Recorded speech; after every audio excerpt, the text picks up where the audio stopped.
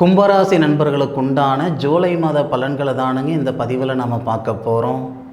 ஜூலை மாதம் 1ஆம் தேதி செவ்வாய்க்கிழமை அதிகாலை பூரம் நட்சத்திரம்னு சொல்லக்கூடிய பார்வதி அம்மன் அவதரித்த நட்சத்திரம் சிம்ம ராசி மீன லக்னத்தில் தானுங்க இந்த மாதம் பிறக்கப்படுது.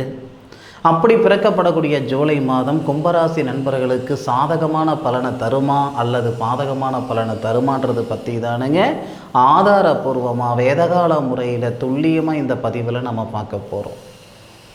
குரு பார்வைப்பட்டால் கோடி புண்ணியம் நம்ம சொல்லுவோம். அப்பேற்பட்ட குரு பகவான் தனஸ்தானாதிபதியாகவும் தனகாரனாகவும் வரக்கூடிய ராசி தானுங்க கும்பராசி.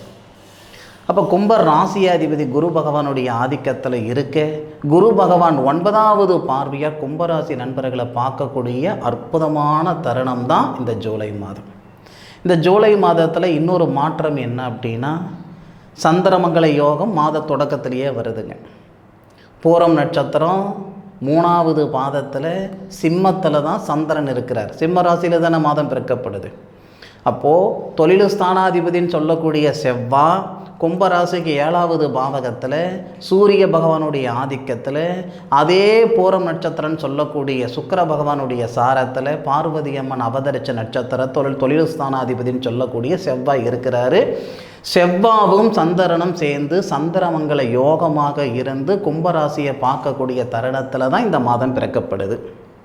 இது ஒரு புறம். கும்பராசிக்கு 7வது பாவகத்துக்கு அதிபதினு சொல்லக்கூடிய கிரகம் சூரியன் குடும்பஸ்தானாதிபதினு சொல்லக்கூடிய குரு பகவானோட சேர்ந்து உங்களுடைய ராசிக்கு 11வது பாவகன்னு சொல்லக்கூடிய லாபஸ்தானங்களை பார்க்குறாங்க.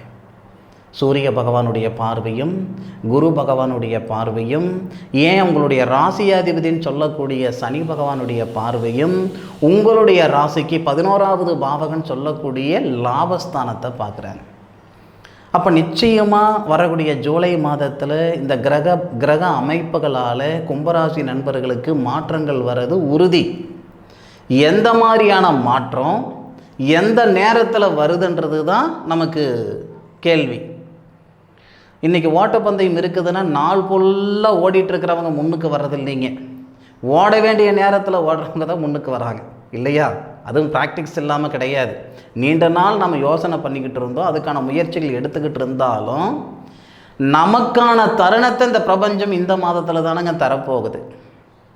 முதல்ல உங்களுடைய ராசியாதிபதினு சொல்லக்கூடிய சனி பகவான் உங்களுடைய ராசி கும்பராசிக்கு 2வது பாவகத்தில் தனஸ்தானத்தில் உங்களுடைய ராசிநாதனுடைய நட்சத்திரம் உத்திரட்டாதி நட்சத்திரத்தில் இருக்கிறதே உங்களுக்கு சிறப்பு தானுங்க. குடும்பஸ்தானத்தில் குடும்பச்சனியாக இருக்கக்கூடிய சனி பகவான் ஜூலை மாதம் 13ஆம் தேதி வக்ரம் அடைகிறார். அப்போ நமக்கு குடும்பத்துக்குள்ளார இருக்கிற சங்கடங்கள் சரியாகும். எந்த அடிப்படையில்னா குடும்பஸ்தானாதிபதினு சொல்லக்கூடிய குரு ராகு பகவானுடைய சாரம் சொல்லுவாங்க. சாரம் இல்லைன்னா சாஸ்திரம் இல்லைங்க. திருவாதிரை நட்சத்திரம்னு சொல்லக்கூடிய சிவபெருமான அவதரித்த நட்சத்திரம் திருவாதிரை நட்சத்திரம் 2வது பாதத்தில் தான் குடும்பஸ்தானாதிபதி லாபஸ்தானாதிபதினு சொல்லக்கூடிய குரு பகவான் இருக்கார். குரு பகவானுடைய பார்வை உங்கள் ராசி மேலே, உங்கள் ராசியில் இருக்கக்கூடிய ராகு பகவான் குரு பகவானுடைய சாரத்தில் புரட்டாதி நட்சத்திரத்தில். அப்போ குருவும் ராகுவும் நட்சத்திர பரிவர்த்தனை செய்திருக்கிறது யோகந்தானுங்க. மனுஷனுக்கு ஆசை கொடுக்கக்கூடியவர் ராகு, அதை நிறைவேற்றி கொடுக்கக்கூடியவர் குரு. அப்போது ராகு உங்களுக்கு சாதகமாக இருக்கிற பட்சத்தில் குரு பகவானுடைய பார்வை உங்கள் ராசி மேலே படுறதுனால நிச்சயமாக உழைப்புக்கு தகுந்த உயர்வு வரப்போகுது, வாழ்க்கைக்கு ஏற்ற வளர்ச்சி வரப்போகுது. நம்ம மனசால் எல்லாருக்குமே எதிர்பார்ப்புகள் இருக்க தான் செய்யும். ஒவ்வொரு தருணத்திலையும் ஒவ்வொரு மாதிரியான எதிர்பார்ப்புகள் இருக்க தான் செய்யும். ஆனால் இந்த பிரபஞ்சம் அதுக்கான ஒரு சந்தர்ப்பத்தை நம்ம உருவாக்கி கொடுக்கணும் இல்லையா? கும்பராசியில் பிறந்தவங்களுக்கு 1ஆம் தேதியிலிருந்து 13ஆம் தேதிக்குள்ளார 100% நல்ல ஒரு சந்தர்ப்பத்தை இந்த பிரபஞ்சம் தரப்போகுது, நல்ல அனுகூலத்தை இந்த பிரபஞ்சம் தரப்போகுது. மாற்று கருத்து இல்லை.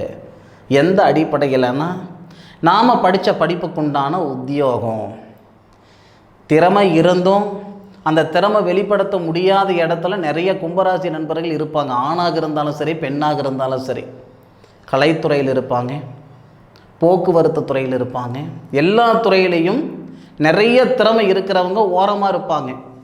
திறமை இல்லாதவங்க, தகுதி இல்லாதவங்களாம் எங்கெங்கேயோ இருப்பாங்க, யாரும் தப்பாக சொல்லலைங்க. அப்போது கும்பராசியில் பிறந்த நண்பர்களுக்கு உண்டான நல்ல சந்தர்ப்பத்தை இந்த பிரபஞ்சம் 13ஆம் தேதிக்குள்ளார தருது, பயன்படுத்திக்கிடுங்க.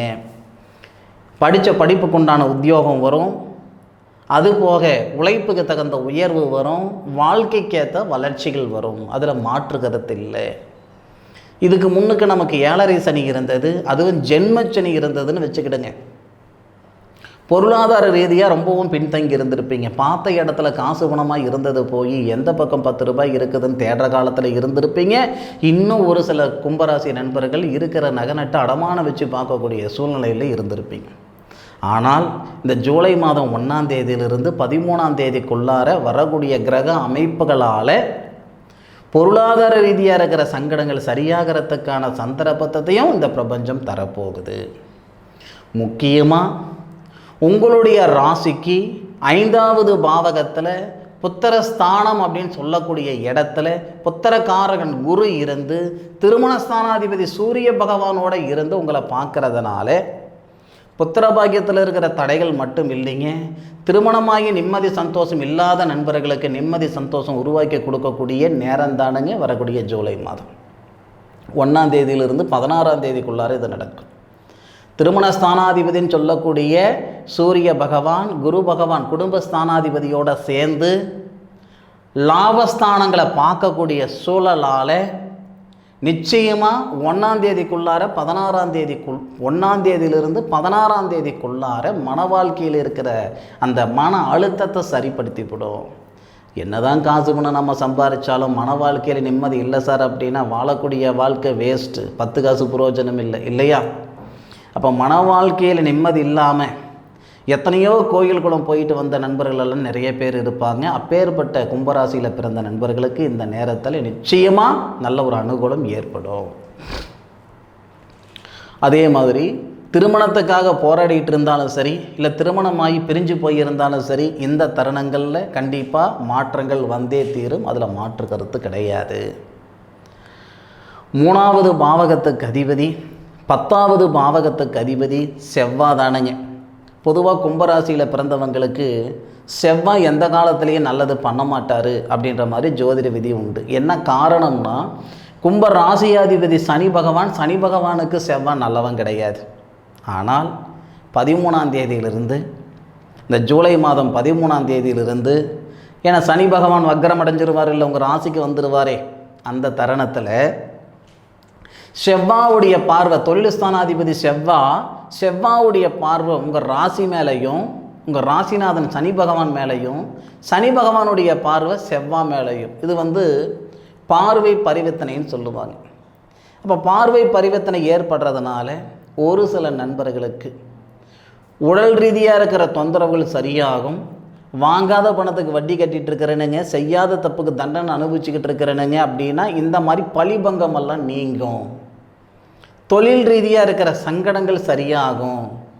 வெளியூர் போகிறதுக்கான வாய்ப்புகளை கொடுக்கும். வெளிநாட்டில் இருக்கிற நண்பர்களுக்கு நிம்மதி சந்தோஷத்தை ஏற்படுத்தும். நான் முதல்ல சொன்ன மாதிரி ஒரு ராசியில் பிறந்தவங்களுக்கு எல்லாருக்கும் ஒரே மாதிரியான பலன் வர்றதில்லைங்க. ஒவ்வொருத்தருக்கும் ஒவ்வொரு விதமான ஒரு பலன் தான் ஏற்படும், எதிர்பார்ப்புகள் மாதிரி. கும்பராசியில் பிறந்தவங்களுக்கு தொழில் ஸ்தானாதிபதினு சொல்லக்கூடிய செவ்வாவுடைய பார்வை படக்கூடிய தருணத்தில் தொழில்காரகன் சொல்லக்கூடிய சனி பகவானும் செவ்வாவை பார்ப்பார். ஒருவருக்கொருவரே பரிவர்த்தனை, பார்வை பரிவர்த்தனை. செவ்வாவை நம்ம சகோதர ஸ்தானாதிபதினு சொல்லலாம், சகோதர காரகனும் சொல்லலாம். அப்போது அண்ணன் தம்பிகளுக்குள்ளே இருக்கக்கூடிய கருத்து வேறுபாடுகளாக இருக்கட்டும், நம்மளுடைய முன்னேற்றத்துக்கு முட்டுக்கட்டையாக பலவிதமான தடைகள் இருக்குதுங்கன்னு சொன்னாலும் சரி, இல்லை கொடுத்த பணம் சேரலைங்கன்னு சங்கடப்பட்டுட்டு இருந்தாலும் சரி, கவலைப்பட்டுக்கிட்டு இருந்தாலும் சரி, இந்த நேரத்தில் நமக்கு மாறுதலும் மாற்றமும் வரத்துக்கு வாய்ப்புகள் உண்டு. கும்பராசிக்காரங்களுக்கு பார்த்து நான் ஒன்று சொல்லிக்கிறேனுங்க, இந்த நேரத்தில் 10 ரூபாய் மிச்சம் பண்ண முடியலையேன்னு வருத்தப்படாதீங்க. நீங்கள் 100 ரூபாய் மிச்சம் பண்ணியிருந்தீங்கன்னா 200 ரூபாய் செலவாகி இருந்திருக்கும். 200 ரூபாய் மிச்சம் பண்ணியிருந்தீங்கன்னா 1000 ரூபாய் செலவாகிருக்கும். 1000 ரூபாய் மிச்சம் பண்ணியிருந்தீங்கன்னா 5000 ரூபாய் செலவாகிருக்கும். இதுதான் உங்களுக்கு உண்டான நடைமுறை. அப்போது ஜூலை மாதம் பிறந்து 13 தேதிக்கு மேற்கொண்டு 4 காசு மிச்சம் பண்ணுவீங்க. நிம்மதியும் சந்தோஷமும் வந்தடையும். எதிர்பார்த்ததெல்லாமே நமக்கு பூர்த்தி அடையுதுடா அப்படின்ற வரை ஒரு சிந்தனைகள் ஏற்படும். ஆக வரக்கூடிய ஜூலை மாதம் அப்படின்றது உண்மையிலேயே பிரகாசமான ஒரு மாதம் தானுங்க. அதே மாதிரி இதில் ஒரு வருத்தப்பட வேண்டிய ஒரு விஷயம் என்ன அப்படின்னா, 16ஆம் தேதி ஜூலை மாதம் 16ஆம் தேதி திருமண ஸ்தானாதிபதி அப்படின்னு சொல்லக்கூடிய கிரகம் சூரியன். சூரியன் எந்த காலத்துலேயும் கும்பராசிக்கு நல்லது செஞ்சதா சரித்திரம் கிடையாது. அப்பேற்பட்ட சூரியன் ஜூலை மாதம் 16ஆம் தேதி மறைய போகிறார். அதாவது கும்பராசிக்கு 6வது பாவகத்தில் மறைய போகிறார். அந்த நேரத்தில் கணவன் மனைவிக்குள்ளார சிறு சிறு சங்கட சலுப்புகளும், காதலர்களுக்கு இடையிலேயே சிறு சிறு சங்கட சலுப்புகளும், வாழ்வாதாரம் நல்லா இருக்கும், வாழ்வாதாரன்றது தொழில், ஆனால் வாழ்க்கையில் சங்கடங்கள் ஏற்படுத்தும். 16ஆம் தேதியிலிருந்து ஜூலை கடைசி வரைக்கும், எப்படி பார்த்தாலும் ஜூலை 29, 30 கிட்டத்தட்ட ஜூலை கடைசி வரைக்கும் இந்த மாதிரி ஒரு சங்கடங்கள் ஏற்படுத்தும். ஆக முடிஞ்சளவுக்கு ஜூலை மாதம் 16ஆம் தேதிக்கு மேற்கொண்டு கொஞ்சம் பொறுமையும் நிதானமும் இருக்கக்கூடியது நல்லது தம்பதிகளுக்கு.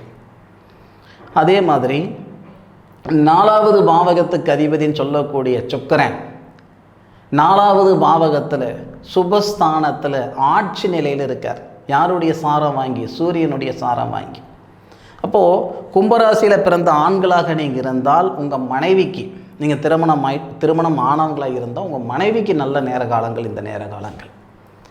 ஜூன் மாதம் 16ஆம் தேதிக்குள்ளார, ஜூன் மாதம் 16ஆம் தேதிக்குள்ளார ஆண்களாக நீங்கள் இருந்தால் உங்கள் மனைவிக்கு சுபஸ்தானத்தில் வரக்கூடிய சுபஸ்தானாதிபதி கார்த்திகை நட்சத்திரம், அதாவது திருமண ஸ்தானாதிபதி சாரம்.